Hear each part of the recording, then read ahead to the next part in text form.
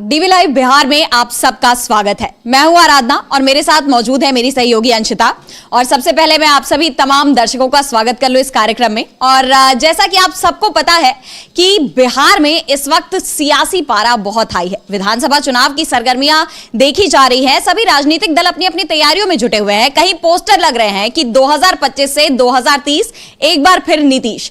तो कहीं सवाल ये उठ रहे हैं कि इस बार नीतीश कुमार किसके साथ चुनाव लड़ेंगे, क्योंकि अगर हम देखें तो बिहार की सियासत इस वक्त पूरी तरह से नीतीश के इर्द गिर्द घूम रही है। और सवाल है कि क्या नीतीश कुमार बीजेपी को झटका देने वाले हैं या बीजेपी के साथ चुनाव लड़ने के लिए तैयार हो जाएंगे। इन सब पर हम चर्चा करेंगे। और सबसे बड़ी बात कि जो ये खबरें आ रही हैं कि नीतीश कुमार बीजेपी से नाराज है, लगातार अगर हम पिछले बीते दिनों के घटनाक्रम को अगर हम देखें तो इन खबरों पर मुहर लगती हुई दिखाई दे रही है। पहले नीतीश का दिल्ली दौरा, उसके बाद अमित शाह का पटना दौरा। इन दोनों को ही अगर हम देखें तो नीतीश कुमार की नाराजगी पर मुहर लगती दिखाई दे रही है। और सवाल ये उठ रहे हैं कि अगर नीतीश नाराज है तो वो इस पर खुलकर प्रतिक्रिया क्यों नहीं दे रहे हैं। इन सब वजहों के पीछे भी हम चर्चा करेंगे। लेकिन सबसे बड़ी बात जो अब निकलकर सामने आ रही है कि अब नीतीश ने मन बना लिया है और उन्होंने तैयारी कर ली है, बस ऐलान करना बाकी है। लेकिन इस ऐलान के पीछे जो देरी है वो इसलिए क्योंकि नीतीश खुद वही पैंतरा अपनाने की तैयारी में है जो बीजेपी अपने विरोधी दलों पर अपनाती है। यानी बीजेपी के दांव से ही बीजेपी को मात देने की तैयारी नीतीश कुमार ने कर ली है। वो पूरी तरह से बीजेपी की रणनीति को समझ चुके हैं कि बीजेपी क्या चाल अपनाती है, कैसे अपने विरोधी दलों पर जीत पाती है या उनसे कैसे अपनी बात मनवा लेती है। तो इन सभी चीजों को देखकर, भांपकर और उस हिसाब से वो अपनी रणनीति तैयार कर रहे हैं। तो कैसे बीजेपी हो गई है एक्सपोज और क्या है नीतीश कुमार का प्लान, इन सब पर हम बात करेंगे। अंशिता, मैं आपसे जानना चाहूंगी कि अभी जो नीतीश कुमार ये कहा जा रहा है कि नीतीश कुमार अब बीजेपी का ही दांव उस पर खेलने की तैयारी में है, तो किस दांव के बारे में बात हो रही है और कैसे, क्या मामला है पूरा?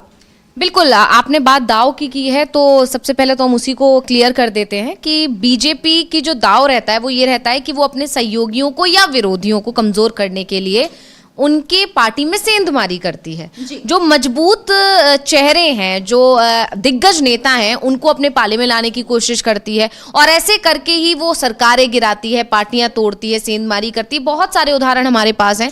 मध्य प्रदेश की बात कर लें, कर्नाटक की बात कर लें, हम महाराष्ट्र की बात कर लें और उड़ीसा की बात कर लें। हम यहाँ पर जितने भी अभी राज्य हैं जहां पर भी सरकारें गिराई गई, बीजेपी ने ऐसे ही गिराई, ठीक है। और उसके बाद पहले तो वो सरकार सत्ता में आती है उन सहयोगियों के सहारे, और फिर जो उसका दूसरा काम होता है वो उन सहयोगियों को ही कमजोर करना होता है। और बीजेपी इस बार भी यही करने की फिराक में थी। मतलब अभी तक वो नीतीश कुमार के सहारे से सत्ता में आती रही बिहार के, क्योंकि बड़ी पार्टी जरूर रही, लेकिन नीतीश कुमार के सहारे के बिना सत्ता में नहीं बैठ पाई। नीतीश कुमार एनडीए के साथ गए तो एनडीए सत्ता में आई, नीतीश कुमार महागठबंधन के साथ आ गए तो महागठबंधन सत्ता में आ गई। ये सारी चीजें लगातार कई जो चुनाव हुए उनमें देखने को मिली और इस बार भी नीतीश कुमार ऐसा ही चाहते थे कि यही हो। लेकिन बीजेपी का प्लान कुछ और था। बीजेपी का प्लान था बिल्कुल महाराष्ट्र की तरह कि नेतृत्व में नीतीश के चुनाव लड़ेंगे और फिर जब बीजेपी अच्छे नंबर्स के साथ आ जाएगी तो यहां पर भी वही फॉर्मूला बन जाएगा कि जिसकी सबसे ज्यादा सीट्स सीएम उसका। लेकिन नीतीश कुमार ने इसको भांप लिया। नीतीश कुमार ने भांपा महाराष्ट्र में जो एकनाथ शिंदे के साथ हुआ उसे देखकर, और उसके बाद 16 दिसंबर को जब अमित शाह ने ये बात इशारों में पहुंचा भी दी कि अभी हम इस पर कोई फैसला नहीं लेंगे, यानी नीतीश सीएम नहीं बनने वाले हैं, ये बात अमित शाह ने क्लियर कर दी थी। जब नतीजे आएंगे तब ये तय किया जाएगा और उससे पहले पार्लियामेंट्री बोर्ड की बैठक होगी और उसमें हम ये तय करेंगे कि किसके नेतृत्व में चुनाव लड़ना है। यानी सवाल था, टालमटोल करने की कोशिश की गई। और उसी 16 दिसंबर से अब आप देख लीजिए कि आज 7 तारीख हो गई है और अभी तक 3 बार लगातार ऐसी चीजें हो गई हैं कि नीतीश कुमार ने अमित शाह से उस बयान के बाद दूरी बनाई है। मतलब अमित शाह के इस बयान ने नीतीश कुमार को बहुत करारा झटका दिया है, या ये कह सकते हैं कि अमित शाह के बयान ने उन तमाम दावों पर जो लगाए जा रहे थे, जो कयास थे, जो बीजेपी उनके पीठ में छुरा भोग सकती है, ये सारी चीजें जो लगातार चल रही थी उस पर मोहर लगा दी है। और नीतीश कुमार को पता चल चुका है कि उनके साथ भी खेला होने वाला है, इसीलिए उन्होंने दूरी बनाना शुरू कर दिया है। अब अमित शाह से दूरी की एक वजह तो यही है, दूसरी वजह है उन्होंने जो बयान दिया अंबेडकर को लेकर। तो इसीलिए लगातार अमित शाह से जब मिलने का मौका बन रहा है नीतीश कुमार का, वो उस कार्यक्रम से दूरी बना ले रहे हैं, या वो साफ साफ मैसेज पहुंचा रहे हैं आला कमान को कि वो अमित शाह से मिलना ही नहीं चाहते हैं। जबकि इसके उलट क्या हो रहा है कि क्योंकि अमित शाह के बयान की वजह से नीतीश नाराज है। बीजेपी के मोदी हो या दूसरे जो दिग्गज हैं वो ये समझ चुके हैं कि नीतीश कुमार अमित शाह ने जो बयान दे दिया उसके चक्कर में नाराज है, तो उन्हीं को ये जिम्मेदारी सौंपी जा रही है कि जाइए और आप नीतीश को मनाइए। दूसरी वजह इसकी ये भी कि अमित शाह चाणक्य माने जाते हैं और सारे फैसले वो ही लेते हैं। संघ इस बात से पहले ही नाराज है कि जेपी नड्डा सिर्फ नाम के अध्यक्ष हैं, सारे काम तो सारे फैसले मोदी या अमित शाह लेते हैं, और यहाँ तक कि अमित शाह अगर कोई बात कह देते हैं तो मोदी भी उसे मानते हैं। तो अमित शाह का ये कद है। लेकिन आप देखिए कि नीतीश कुमार अमित शाह से मिलना ही नहीं चाहते हैं, और बीजेपी आलाकमान की तरफ से या मोदी की तरफ से या नड्डा की तरफ से ये मैसेज है कि अमित शाह से आप नहीं मिलेंगे तो आपकी बात नहीं सुनी जाएगी। इसकी 3 चीजें आप लगातार देखिए कि 16 दिसंबर के बाद से पहले एनडीए की बैठक होती है दिल्ली में जो बुलाई जाती है, जिसमें सारे सहयोगियों को बुलाया जाता है, वो अमित शाह की अध्यक्षता में ही होती है, जेपी नड्डा के आवास पर होती है, लेकिन अमित शाह ही उसमें अपनी बात रखते हैं कि ये जो बयान है, ये सारी चीजें जो हो रही हैं, ये सिर्फ हमें मतलब एक तरह से विरोधियों का या विपक्ष का सिर्फ एक स्टाइल है, एक तरह से हमें सिर्फ निशाना बनाने की कोशिश की जा रही है, सिर्फ माहौल को खराब करने की कोशिश की जा रही है। इस तरह की चीजें वो मैसेज पहुंचाने की कोशिश करते हैं। तो वहां से एनडीए की उस बैठक से नीतीश कुमार गायब हो जाते हैं, पहली चीज। उसके बाद दूसरा, इस बैठक के कुछ दिन बाद ही वो दिल्ली जाते हैं, कहकर ये जाते हैं कि वहां पर वो स्वास्थ्य मतलब उनके हेल्थ चेकअप्स वगैरह हैं, लेकिन वहां जाकर वो मनमोहन सिंह के परिवार से मिलते हैं, उनको सांत्वना देते हैं। उसके अलावा कुछ ऐसा कहा भी जा रहा है कि कांग्रेस के कुछ नेताओं से भी उनकी मुलाकात हुई है, हालांकि इस पर कोई क्लियर रिपोर्ट निकल कर नहीं आई है कि मिले हैं या नहीं मिले हैं, ऐसा सिर्फ कहा जा रहा है। इसके अलावा उनकी मुलाकात थी पीएम मोदी से और जेपी नड्डा से। अमित शाह का इस मीटिंग में उनकी मुलाकात की लिस्ट में कोई नाम नहीं था, मतलब ये साफ था कि वो दिल्ली जा रहे हैं लेकिन अमित शाह से नहीं मिलेंगे, ये बात क्लियर करके यहां से वो गए थे नीतीश कुमार। लेकिन अब अंदर खाने से खबर ये आ रही है आराधना कि वहां जाकर उन्हें यही मैसेज दिया गया नीतीश कुमार को, जब समय आया मुलाकात का, कि आपको अमित शाह से तो मिलना ही पड़ेगा। अब मोदी अमित शाह के बिना मिलने के लिए राजी नहीं थे और जेपी नड्डा ने भी यही मैसेज दिया। इस वजह से उन्होंने अपनी मीटिंग को तुरंत रद्द किया और वो अमित शाह से, क्योंकि वो मिलना नहीं चाहते थे, इसलिए वो तुरंत ही पटना के लिए रवाना हो गए। अब आती है तीसरी चीज। 5 और 6 तारीख को अमित शाह का पटना में दौरा था, लेकिन आला कमान ये भी फिक्स था कि अगर अमित शाह पटना आएंगे तो नीतीश कुमार से मुलाकात करेंगे और नीतीश कुमार से मुलाकात करके वो उन्हें समझाने की कोशिश करेंगे, उन्हें मनाने की कोशिश करेंगे। लेकिन अमित शाह के इस दौरे से पहले ही नीतीश कुमार ने ये मैसेज पहुंचा दिया कि वो अमित शाह से अब कोई बात ही नहीं करना चाहते। अगर बात होगी तो सीएम पद को लेकर होगी, सीएम पद को लेकर उन्हें अपना स्टैंड क्लियर करना होगा बीजेपी को कि उनका क्या प्लानिंग है आगे आकर, उनके साथ कोई धोखा नहीं होना चाहिए। इस तरह का मैसेज नीतीश कुमार की तरफ से पहुंचा दिया गया और अमित शाह या बीजेपी आलाकमान अभी सीएम फेस को लेकर कोई भी फैसला नहीं करना चाहता है, इसलिए उन्होंने अमित शाह ने फिर इस पटना दौरे को रद्द करने में ही अपनी भलाई समझी। तो ये लगातार 3 चीजें हैं जिससे ये साफ है कि नीतीश कुमार अमित शाह से बेहद नाराज है और अमित शाह से वो लगातार दूरी बना रहे हैं। अब क्योंकि बीजेपी समझ चुकी है कि अमित शाह से नाराजगी ज्यादा है और नीतीश कुमार अब कैसे भी अपना मन बदलने को राजी नहीं है, सीएम फेस से वो पीछे हटने को राजी नहीं है, वो अपनी बात पर अड़े हैं। अब बीजेपी अपने दूसरे काम पर लग गई है और वो है जेडीयू में सेंधमारी। जिस तरह की चीजें लगातार कही जाती हैं, और अभी हाल ही में संजय राउत जो महाराष्ट्र में शिवसेना उद्धव गुट के नेता और सांसद हैं, उनकी तरफ से भी बयान दिया गया। साथ ही दूसरे और विपक्षी दलों की तरफ से भी ऐसे दावे किए जा रहे हैं कि 10 से 12 सांसद बीजेपी के मतलब समर्थन उसमें है, कांटेक्ट में है और हो सकता है कि वो पाला बदल दें। उसके अलावा ये भी कहा जा रहा है कि अगर सांसद जाएंगे तो पीछे हो सकता है 40-50 विधायक भी चले जाएं। बिल्कुल, लगभग 30 की तो संख्या निकल कर आ ही रही है। तो जब ये जानकारी नीतीश कुमार को मिली है कि बीजेपी ये प्लान बी पर काम करना शुरू कर गई है कि आप ऐसे नहीं हटेंगे तो हम आपकी पार्टी को तोड़कर उसमें घुस जाएंगे और फिर आपको साइड कर देंगे, मतलब बीजेपी का पूरा फोकस है नीतीश कुमार को अब कमजोर करना, क्योंकि उनसे मतलब निकल चुका है। मीसा भारती का भी बयान जो आया उसमें भी उन्होंने ये कहा कि नीतीश कुमार को सिर्फ इस्तेमाल किया जा रहा है सत्ता में आने के लिए। तेजस्वी यादव भी कुछ ऐसा ही बयान दे रहे हैं कि सरकार तो 4 अधिकारी चला रहे हैं, नीतीश कुमार को की कहां सुनी जा रही है। जी बिल्कुल, तो ये सारी चीजें लगातार अब नीतीश कुमार समझ चुके हैं और नीतीश कुमार इस बीजेपी की जो पूरी रणनीति है उसे भांप चुके हैं और इसीलिए कहा जा रहा है कि बीजेपी एक्सपोज हो गई है। बीजेपी की जो प्लानिंग थी वो खुलकर सबके सामने आ गई है। लेकिन नीतीश कुमार भी बहुत मंझे हुए खिलाड़ी हैं राजनीति के, तो अब वो भी अपने काम पर लग गए हैं। और जिस तरह से बीजेपी जेडीयू को तोड़ने की कोशिश कर रही है, जेडीयू में सेंधमारी की कोशिश कर रही है, वही कोशिश अब जेडीयू की तरफ से शुरू हो गई है बीजेपी में सेंधमारी की। ऐसा इसलिए कहा जा रहा है क्योंकि और इसके लिए काम पर लगाया है संजय झा को, जो बीजेपी के भी करीबी माने जाते हैं, कार्यकारी अध्यक्ष जेडीयू के लेकिन करीबी बीजेपी के माने जाते हैं। तो इसको लेकर अभी हाल ही में खबर आई है कि वो सम्राट चौधरी के घर पर पहुंचे थे उनके पिता को बधाई देने के लिए, जो उनका बर्थडे निकल चुका था, यानी बिलेटेड हैप्पी बर्थडे करने उनके पिताजी को घर पर पहुंचे। तो अपने आप में ये बड़ी बात है कि आखिर संजय जो हैं वो उस अचानक से उनके घर क्यों पहुंचे, फिर उस तस्वीर को पोस्ट करना, ट्विटर पे पोस्ट करके उनको ये बताना कि हम वहाँ मिले, हमने उनको जन्मदिन की बधाइयाँ दी, मतलब एक मैसेज देने की कोशिश कि हमारी सम्राट चौधरी के साथ बातचीत चल रही है। यानी एक तरह से बीजेपी पर भी इस बात का दबाव बनाने की भरपूर कोशिश की जा रही है नीतीश कुमार की तरफ से। बिल्कुल, दो चीजें हैं इसके पीछे के, दो रीजंस हो सकते हैं। एक तो ये कि जिस तरह की अटकलें चल रही हैं कि जेडीयू बीजेपी के बीच दरार आ गई है, ये है वो है, ये सारी चीजें, इन अटकलों को विराम लगाने की कोशिश की जा रही है। या दूसरी ये है कि आप अगर हमारे ललन सिंह पर नजर डालेंगे, आप हमें हमारे साथ अपने साथ उनको लाने की कोशिश करेंगे तो सम्राट चौधरी को हम ला सकते हैं। क्योंकि सम्राट चौधरी को लेकर अभी ये भी कहा जा रहा है कि पिछले दिनों अभी मीसा भारती का भी जैसे बयान आया, वो भी एक इत्तेफाक नहीं हो सकता। उन्होंने अभी हाल ही में अचानक से बयान दिया कि सम्राट चौधरी को मनाने वाले भी तो लालू यादव हैं। मतलब सम्राट चौधरी अगर सम्राट चौधरी हैं तो वो लालू यादव की वजह से हैं। तो ये बयान देकर क्या याद दिलाने की कोशिश कर रही है मीसा भारती? मतलब ये साफ है कि आरजेडी भी जेडीयू का साथ दे रही है बीजेपी के अंदर तोड़फोड़ मचाने में। मतलब यहाँ पर अब जेडीयू लग गई है, आरजेडी के सहारे से बीजेपी के अंदर सेंधमारी करेगी और फिर बीजेपी को उसी के दाव से पस्त करने की कोशिश यहाँ पर हो रही है। आराधना जी बिल्कुल, और कहा तो ये भी जा रहा है अंशिता कि एक तरफ जो ये जेडीयू बीजेपी में सेंधमारी करने की कोशिश कर रही है, ये तो अलग दबाव बीजेपी पर बन ही रहा है, लेकिन इसके अलावा 18 जनवरी बहुत ही अहम मानी जा रही है, बिहार की सियासत के लिए बहुत अहम तारीख माना जा रहा है इसे। क्योंकि एक तरफ कहा यह जा रहा है कि 18 जनवरी तक नीतीश कुमार अपना स्टैंड क्लियर कर देंगे कि वो इस बार किसके साथ जाना चाहते हैं, और हो सकता है कि वो बीजेपी को झटका दे दे। 18 जनवरी को तस्वीर पूरी तरह से साफ हो जाएगी, और इसकी संभावना इसलिए भी और ज्यादा बढ़ गई है क्योंकि 18 जनवरी को ही कांग्रेस सांसद राहुल गांधी बिहार में रहेंगे, और 18 जनवरी को आरजेडी की राष्ट्रीय कार्यकारिणी की बैठक भी बुलाई गई है। यानी साफ है कि अगर हम आरजेडी, कांग्रेस, इन सभी की बात करें तो सभी विरोधी दलों के नेता एकजुट होकर बिहार में 18 तारीख को इकट्ठे मिलेंगे।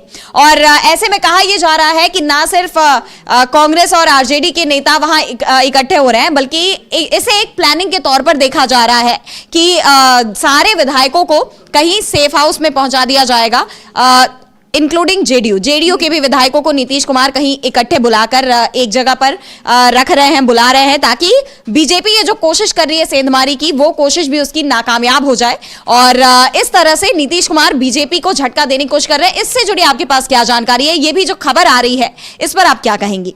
बिल्कुल, खबरें खैर ये भी कह सकते हैं कि देश की सियासत में अभी अगर सबसे ज्यादा चर्चा किसी की हो रही है तो बिहार की हो रही है। बिहार पर सभी की निगाहें हैं। हालांकि बड़ी बात यह है कि चुनाव दिल्ली में होना है, अभी तारीखों का भी ऐलान हो चुका है। 5 फरवरी को वहां पर मतदान होगा, उसके बाद 8 तारीख को वहां पर नतीजे आ जाएंगे, लेकिन चर्चा का केंद्र इस वक्त बिहार बना हुआ है। बिहार पर सभी की निगाहें हैं और सबसे ज्यादा निगाहें नीतीश कुमार पर कि वो क्या करने वाले हैं। और इसमें जब 18 जनवरी का जैसे कि आपने जिक्र किया, वाकई बहुत अहम मानी जा रही है तारीख, क्योंकि अचानक से ये प्लान बनाया गया है।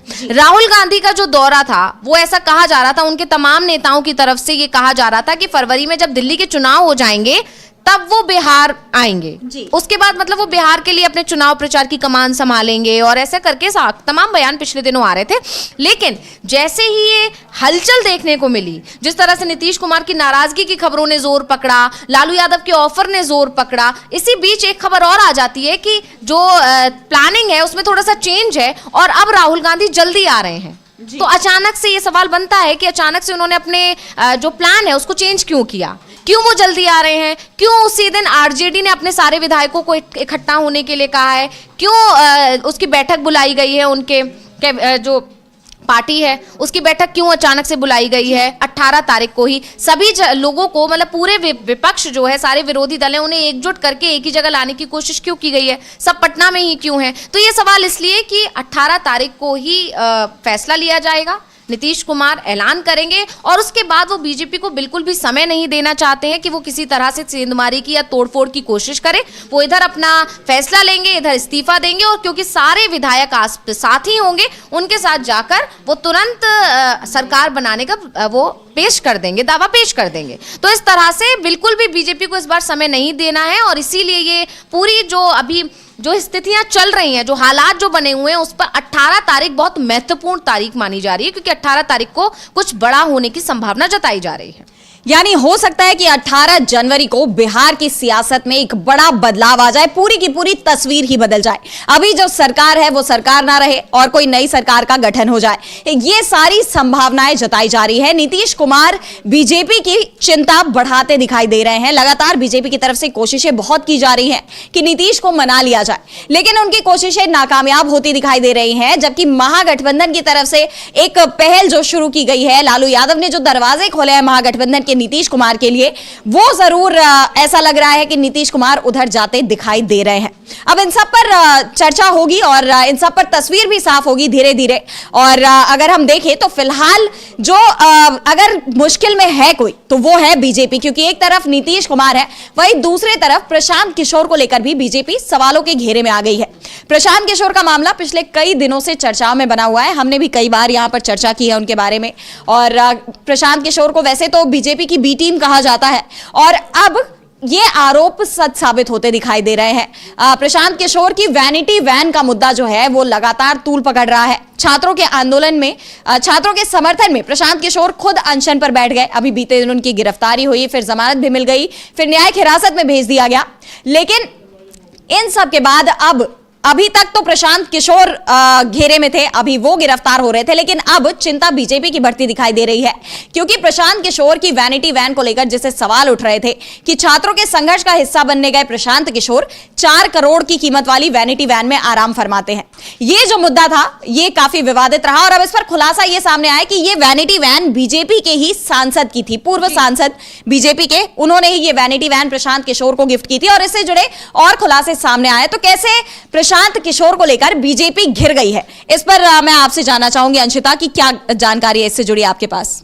जी बिल्कुल, लगातार ये वैनिटी वैन को लेकर प्रशांत किशोर सवालों में है कि आप छात्रों के आंदोलन में अगर आए हैं, छात्रों का समर्थन करने आए हैं, तो आप ये रिहायशी तरीके से क्यों रह रहे हैं? आप उसी तरह रहिए जमीन पर उतरकर जिस तरह से छात्र रह रहे हैं, जिस तरह से वो जमीन पर उतरकर लड़ाई लड़ रहे हैं, आप भी उसी तरह रहिए, उन परेशानियों को देखिए। लेकिन आप वैनिटी वैन लाकर उसमें अपना बढ़िया रुक रहे हैं, सो रहे हैं, खा रहे हैं, पी रहे हैं और उसके बाद आप कह रहे हैं कि आप आंदोलन में साथ खड़े हुए हैं, आप जमीन पर उतरकर मेहनत कर रहे हैं, छात्रों के हक की लड़ाई लड़ रहे हैं। तो इसको लेकर विवाद लगातार था और साथ ही आपने, जैसे कि आपने भी बताया कि विपक्ष की तरफ से बीजेपी की बी टीम प्रशांत किशोर को बताया जा रहा है और प्रशांत किशोर इससे लगातार इनकार भी करते रहे हैं। वहीं दूसरी तरफ अभी हाल ही में जिस तरह से उनको गिरफ्तार किया गया, उसको लेकर भी सवाल उठे थे कि तुरंत गिरफ्तार किया और तुरंत उन्हें जमानत मिल गई। इसको भी लेकर यही कहा गया कि जिस तरह से उन पर आरोप लगे, उन आरोपों से कहीं ना कहीं बचने के लिए ये एक्शन उनके खिलाफ किया गया है। लेकिन अब उन आरोपों पर मोहर तब लग जाती है जब ये खुलासा हुआ है कि बीजेपी के पूर्व सांसद है, जो पूर्णिया से 2 बार सांसद रह चुके हैं, उदय सिंह, उन्होंने ही ये वैनिटी वैन जो है उनको गिफ्ट की थी जी। हाँ, अब ये और इसके अलावा एक घर और है, वो भी उनको गिफ्ट किया गया है जिसमें अभी रह रहे हैं प्रशांत किशोर। तो आखिर क्यों किया गया है गिफ्ट? तो ये सवाल अपने आप में उठ जाता है कि कहीं ना कहीं बीजेपी से कनेक्शन है और उसी कनेक्शन का इस्तेमाल रहने के लिए, रुकने के लिए किया जा रहा है। तो कहीं ना कहीं बीजेपी का समर्थन तो है प्रशांत किशोर को, या प्रशांत किशोर बीजेपी के लिए ही काम कर रहे हैं? जी बिल्कुल, ऐसे में बहुत बड़ा सवाल ये खड़ा होता है कि प्रशांत किशोर को अगर बीजेपी ने ही मैदान में उतारा है तो आखिर उसकी मंशा क्या थी? क्या छात्रों के आंदोलन का राजनीतिकरण हो रहा है? क्यों छात्रों के आंदोलन में प्रशांत किशोर को छात्रों की तरफ से उतारा गया और उन्हें बीजेपी पीछे से बैकअप देती रही? अगर बीजेपी छात्रों के आंदोलन का हिस्सा बनना चाहती थी तो वो खुद भी सामने आकर उसका हिस्सा बन सकती थी, छात्रों की मांग सुन सकती थी, क्योंकि बीजेपी के पास सत्ता है, बिहार में एनडीए की सरकार है, तो बीजेपी के पास पूरी शक्तियां हैं कि वो छात्रों के मसले का हल निकाल सकती थी। लेकिन ऐसा करने की बजाय अगर उन्होंने प्रशांत किशोर पर दांव खेला है तो ये अपने आप में बहुत बड़ा सवाल खड़ा कर देता है बीजेपी पर। और अब ये खुलासा कि ये जो वैनिटी वैन थी ये बीजेपी के ही पूर्व सांसद की थी और अभी वो जिस घर में रह रहे हैं वो बीजेपी के ही पूर्व सांसद ने उन्हें गिफ्ट किया है। और यही नहीं, लोकसभा चुनाव की अगर हम बात करें 2014 की, तो प्रशांत किशोर जो पीके के नाम से भी जाने जाते हैं, इस 2014 के लोकसभा चुनाव में बीजेपी की पूरी कैंपेनिंग उन्होंने ही की थी। यानी उनका इतिहास और उनका आज सब कुछ बीजेपी की तरफ ही इशारे कर रहा है। तो बीजेपी बहुत ही गंभीर सवालों के घेरे में दिखाई दे रही है इन सब को लेकर। वहीं अगर हम बात करें बीपीएससी की, तो बीपीएससी का मामला सुप्रीम कोर्ट पहुंच चुका है अंशिता। जैसा कि सुप्रीम कोर्ट में आज मामले में सुनवाई हुई है। सीजेआई संजीव खन्ना की बेंच ने इस पर सुनवाई की है। और तो क्या कुछ हुआ है बीपीएससी के मुद्दे पर सुप्रीम कोर्ट में, मैं आपसे जानना चाहूंगी। इससे जुड़ी क्या जानकारी है आपके पास? जी बिल्कुल, एक तो सबसे बड़ी चीज ये है कि सुप्रीम कोर्ट ने अभी फिलहाल के लिए सुनवाई करने से इनकार कर दिया है। उनका कहना है पहले हाई कोर्ट जाइए, और हाई कोर्ट को लेकर ये भी एक कुछ सवाल लोगों ने उठाए हैं कि जब जो गांधी मैदान है जिसमें लाठीचार्ज हुआ छात्रों के ऊपर, बगल में ही है बिल्कुल, लेकिन तब भी कोर्ट ने उसमें कोई स्वतः संज्ञान नहीं लिया। लेकिन जब ये सवाल किया गया, जब ये दलील दी गई कि उन्होंने स्वतः संज्ञान नहीं लिया, तो ये कहा गया है कि अगर उन्होंने स्वतः संज्ञान नहीं लिया तो आप जाइए, आप याचिका लगाइए, आप डायरेक्ट ऐसे सुप्रीम कोर्ट नहीं आ सकते। एक प्रोसेस होता है, पहले उसे फॉलो कीजिए। तो अब पहले हाई कोर्ट जाना है, हाई कोर्ट में जाकर उसमें मामले में सुनवाई होगी, उसके बाद जो आगे होता है उस पर देखा जाएगा। जी बिल्कुल, यानी साफ है कि छात्र पीछे हटने को तैयार नहीं है, और ऐसे में उन्होंने सुप्रीम कोर्ट में गुहार लगाई है कि परीक्षा रद्द कर पूरी तरीके से इस परीक्षा को दोबारा करवाया जाए। और इस पर सुप्रीम कोर्ट ने साफ इनकार नहीं किया सुनवाई से, लेकिन कोर्ट का कहना है कि जो प्रक्रिया है उसके तहत आप सीधे हमारे पास नहीं आ सकते हैं, आपको पहले हाई कोर्ट जाना चाहिए। और अगर हम बात करें तो इस दौरान याचिकाकर्ता ने सुप्रीम कोर्ट में ना सिर्फ बीपीएससी का मुद्दा उठाया, बल्कि परीक्षा जो पेपर लीक का मुद्दा है ये एक बार फिर सुप्रीम कोर्ट में सुनाई दिया।